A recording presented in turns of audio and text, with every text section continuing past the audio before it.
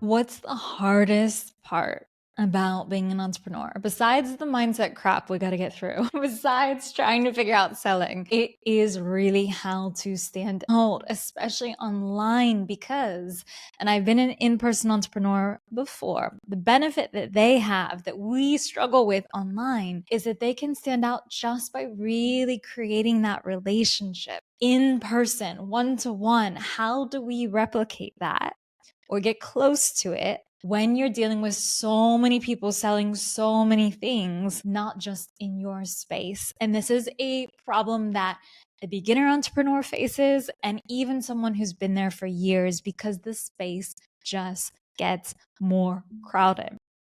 I'm going to share with you 5 strategies today that you can implement that will help you to really stand out, to be different, to connect with your audience so that you make those sales, you build your community, and you feel like I'm not just doing the same thing as everybody else.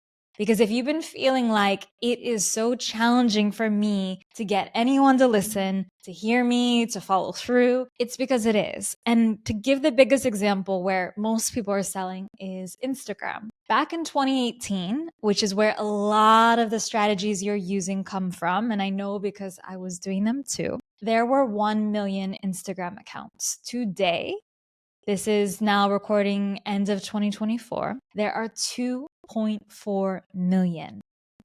Now, not everyone's competing with you on there. Not everyone is in your space. It's a huge amount of growth, though. And you have to think about this too. People have been online for many, many years now. Your customers, your potential audience, they are more distrustful, they're more savvy, and they are easily bored.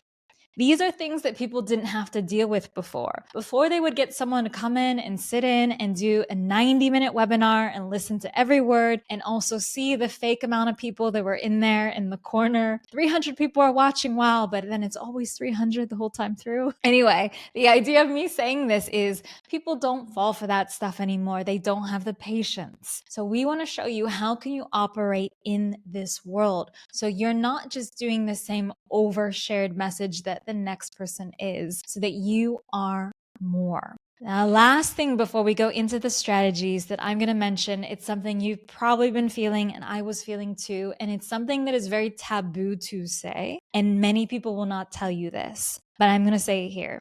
And it's this. A lot of people who have been online for several years doing their businesses, a lot of the strategies they are sharing with you are from 2018 or before. And those strategies are working for them because they have such a massive audience now and such a massive budget that they can do it. It doesn't matter if the conversion is 1% or less because they have so many people. But if you are just starting out or you're just going online or you're pivoting and you're hoping for the same success that they're having from those strategies, it's not going to happen for you. So you want to look at like what will actually work. Now, what I love is people who've been online who are trying new things. You know, the business mentor that has so many years online, but they're actually looking at something new and teaching it to you. Those are definitely people to watch because they're bringing wisdom, but they're also bringing you current strategies. Let's talk about how to do that. Let's talk about how you can grow today, going into 2025 and beyond. You know, I'll probably have to re-record this in another year because it changes, but this is what is working right now. And some of these strategies are very timeless as well because they are not quick fixes. They are not hacks. They are real things that make a difference. Now, to help me get across the point here, I want you to imagine a cafe. Imagine a cafe that you go to for your coffee or your tea or you pass by, and think about how there are the really loud tables. There's the super trendy people at a table. There's XYZ kind of moms at a table. There's any type of group that you see at these different tables. There's the loud table. And then there is the table that is quiet but different. The people there somehow stand out. They somehow capture your eye. The sun's gleaming on them. They really attract and captivate, but you can't figure out why because they're not the loudest. They're not the trendiest. What is it that they're doing? I want you to be able to create that table. Strategy number 1 of 5, stop being vanilla. Stop being beige. Stop doing things exactly the way that everybody else is doing it. This works because when you have your own voice, when you have your own identity, and that's going to be another strategy we'll talk about, you are heard. If you're finding it difficult to stand out, it's probably because you are replicating a lot of the same strategies that everyone's doing. Your aesthetics are the same. Your messaging is the same. People don't see you as any different. Now, this is something that I fell into as well. When I first started out to go online in the fitness space, I was doing things exactly like many other fitness people had before, especially women. Everything polished, and that was what I was doing. But it was like so many other people in fitness. It was vanilla, it was beige for that area. And it was only when I started doing stuff differently, like messing up on camera and not editing it out, wearing even brighter stuff than most people would, saying things that were not necessarily super good girl fitness or a little bit controversial, that my stuff started to take off more.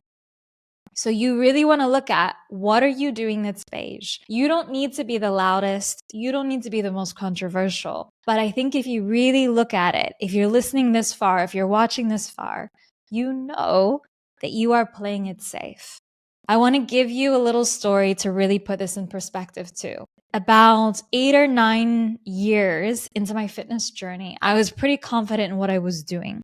And I would go to the gym and I would have trainers. This was before I became one. So maybe it was 6 years into that journey. And they would, try to get me to work with them as they do. They're on the floor. They come up to you. Hey, do you need a spot? Whatever. Maybe not that sleazy. And there's so many of them. And you immediately feel sold to, and you don't really see a difference. They're all wearing the same type of black, tight fitted outfit. They're all doing the same stuff. Their hair is all the same. It doesn't stand out to you in any way. One guy who became my trainer and was the best trainer I have ever had, and I stayed with him for years until I left New York.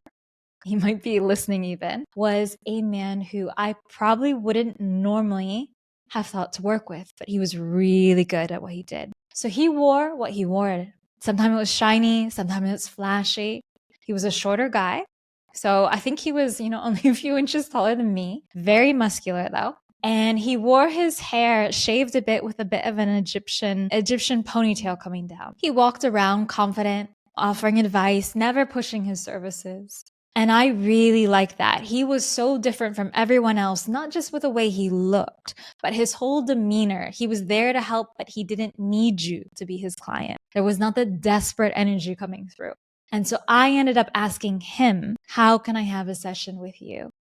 And then he became the person I worked with, that I promoted. I liked how quirky he was. He was also a big chef in his spare time. He loved to cook things. He was a big foodie. And there was something just so refreshing about that. He was not beige. He was not vanilla. He stood out. Strategy number 2, you will hear me talk about this in almost every digital marketing episode I ever do, because it is the one thing no one ever does, which helps you stand out. And that is to be a podcast guest. I cannot tell you how much you are going to stand out when you can tell your story to an engaged audience that is ready to listen and sees you as the expert. It helps you build strong, authentic connections. It helps you stand out.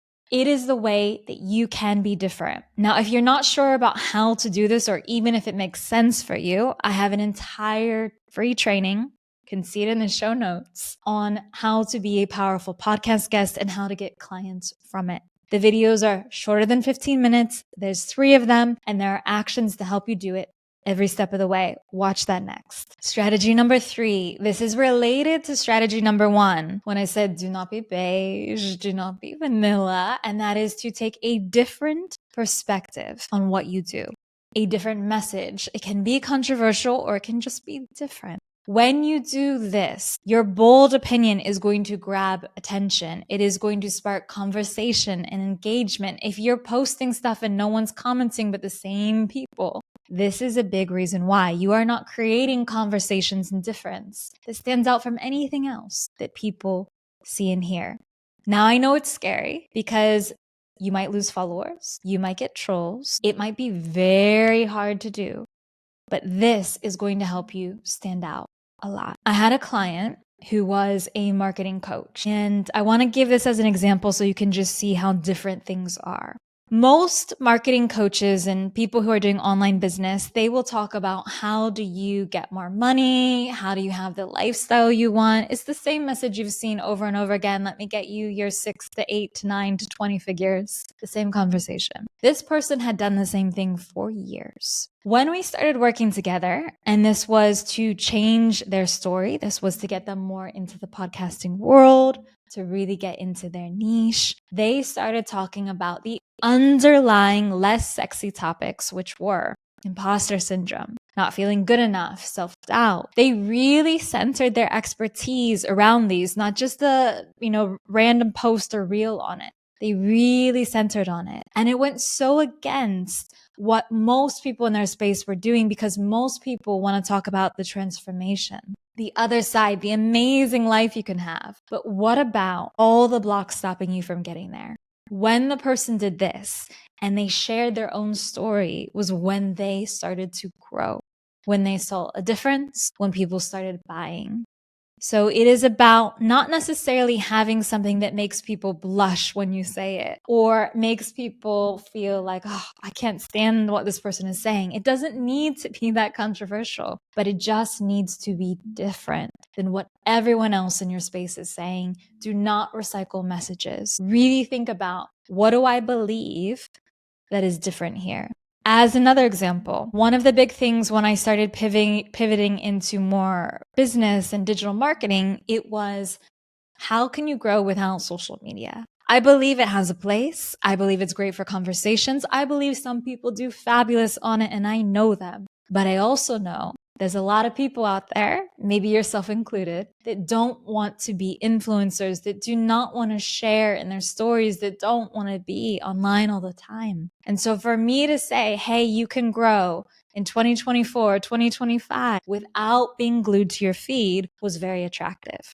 So finding a message like that is going to help you stand out. Another example was when I looked at, and this is something you can do too, like look at your industry. What are the flaws you see there? For me, I saw so much in the fitness industry around bro fitness tactics. I saw so much around counting and being obsessed with appearance. And I wanted to challenge that and say, hey, you can be strong. You can be healthy. You don't need to count. You don't need to juice. You don't need to fast all the time. There are all these other ways to do it. It made me stand out.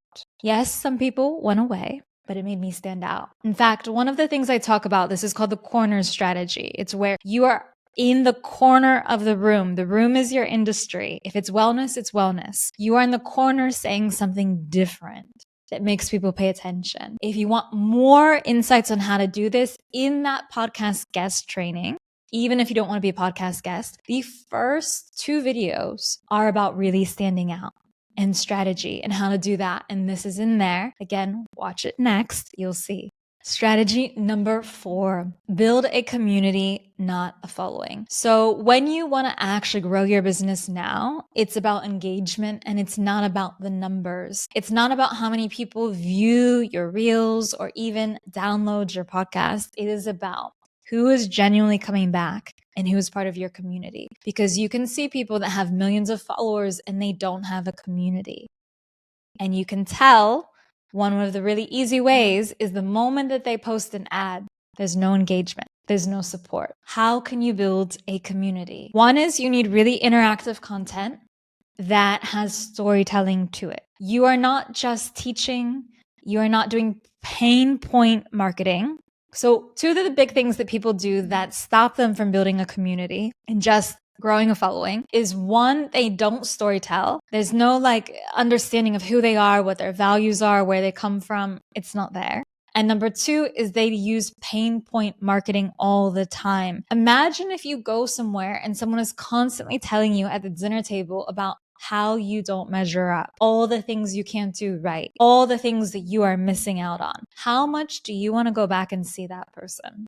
It's a very outdated marketing tool and people are tired of it because where before it might have worked because maybe 10 people were telling them they weren't good enough, now thousands are. So do not be the person that leads with that. Instead, you really want to do storytelling and leading with desire marketing. Let's connect. Get to know me. Let's really help you out. Let me get you to the next level. You also do this by highlighting your members, highlighting people you have worked with, build trust, show what can happen when you're there. And also be really honest in your storytelling. Be clear about what your values are. If you have a message you're not sharing, what is it? Share that.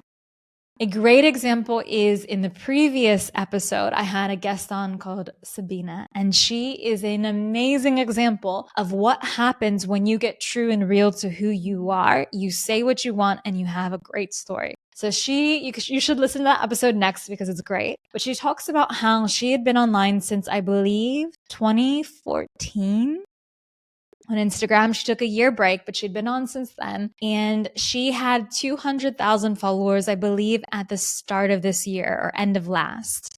Within months, she doubled that by being honest about who she was and controversial topics that, yes, lost her followers in the beginning, but then got her a community afterwards. And you can see that on there because they really stand up for her even when the trolls come around. Build a community. Not just followers, not just sales. The community is what's going to give you impact, repeat sales, and also really that thought leadership and that impact that you want. Number 5, introduce a visual branding element. Lots of people will say it's you, don't worry about the logo, don't worry about branding. But the truth is now online, if you want to stand out, it's not just about your messaging, it is also about the visuals. So how can you have a very concrete visuals that people see, anticipate, and get to know you? If you think about it this way, if you were to go to an in-person event, how would you visually stand out or represent yourself? Are you doing that online? I know, look, for years, I didn't want to do this either. I didn't want to have to get ready. I didn't want to have to choose what to wear. I didn't want to have to think about my colors. But I remember again and again, and my husband said this to me a lot too, was what is your thing? What makes you stand out? What is your look? It doesn't have to be polished. You don't need to wear makeup. You don't have to have your hair done. You don't need to be wearing like couture, right? Doesn't need to be any of that. But you do need a specific look that communicates what you're about and who you are. And if you're missing this, it's one of the easiest ways for you to start to stand out. If you look at me, for example, I can point out a few things that you might have already noticed. I always have flowy, bright clothing because I want to give this nice, like beachy, relaxed, friendly, a little bit of woo-woo, not a ton type of look. I want it to feel a little bit different, a little bit more whimsical, a little bit less formal. I also don't have my hair always perfect. Sometimes it's frizzy. Sometimes it's out of like whatever control. I don't use filters when I am on reels or anything. I don't have them because I want to give the really raw, this is who I am feel. You don't need to do any of that, but it's just to show you that it is very intentional when you are bringing across a look, a feel. And if you're not doing it intentionally, it is still coming across. So one of the big things I would have you do is actually ask some people who have been following you and commenting for a while what your look says to them, how you come across to them, and see if that aligns with what you want. If it doesn't, really think about every time I go online, every time I record, every time I say something, what is the look I'm going to do? We see this for ages in anyone that's ever been a performer. And if you are online as an individual brand, you are a performer, you need a look. It doesn't need to be super make-upped. It just has to be representative of you. Now I'm going to give you one bonus strategy, and I think this is the one that you can probably implement the most, and that is to create a signature content series. This is a strategy I advocate when I'm teaching people how to make a successful podcast. One of their first assignments to do is they have to create a mini series which really communicates the ideas of who they are. And I have them do that in the beginning because it allows the listeners and the audience to see, oh, I understand what this person is about, and I want to come back for more because it is a series. Think about what is your limited series. It doesn't need to be on a podcast. It can be on social media. It can be in newsletter. It can be in a blog. But really think about what's a content form you enjoy and that you can create a signature series around. One of my more recent series that I have is the Unfiltered 5 Minutes on this podcast. Every Friday, unless it's a holiday, because, my brand is Live Life Too, I do 5 minutes unfiltered motivation talking about a topic, and it is pretty much unedited, very raw, but people know when they hear it. Every Friday, I'm going to get motivated for my business, and this is her series. You don't need to run it forever. Can be a limited series, just like Netflix, but it's a really great way that you can stand out and gives you some content. Now we're going to wrap it up, all of this overview of everything you have learned today very quickly. 1, stop being beige, vanilla. Think about seriously getting into some podcast guesting. If you don't know how to do it, I have a 3-part mini video series you can watch. I also have a program called Pod Boost. You can see links to that as well. It will help you a lot. 3 is controversial opinion, being different, standing out. 4 is community, building a community instead of followers. 5 is thinking about your visual branding. Our bonus was your signature series. Now, if you do all of this stuff, or even just one of them, it is going to make you the quiet table, the one that stands out, the one I talked about in the beginning in the cafe. You are the table that people don't know why, but their eyes are drawn to you without you having to be the loudest, the most popular, the trendiest. That is what you create. And you can be louder too if you want. That's fine. But you don't have to be. So I would love to know, please let me know. Leave a review or find me on Instagram, Sade Rael. Tell me which of these strategies are you going to implement and how. And if you do implement them, I want to know too. Come back. Tell me. Let me know. And know that the big resource here that we talked about is that podcast series, which is not only about how to be a podcast guest, but how you can stand out and really be different. Final thing, I have a really interesting secret podcast coming very soon, which is going to go even deeper into this. That is a secret podcast that not everyone can access. You got to sign up for. More details are coming soon, but know that that is on the horizon. Thank you so much for listening, for being here, for having the courage to be an entrepreneur. It is amazing, a creator, what you're doing, and I will see you in the next one.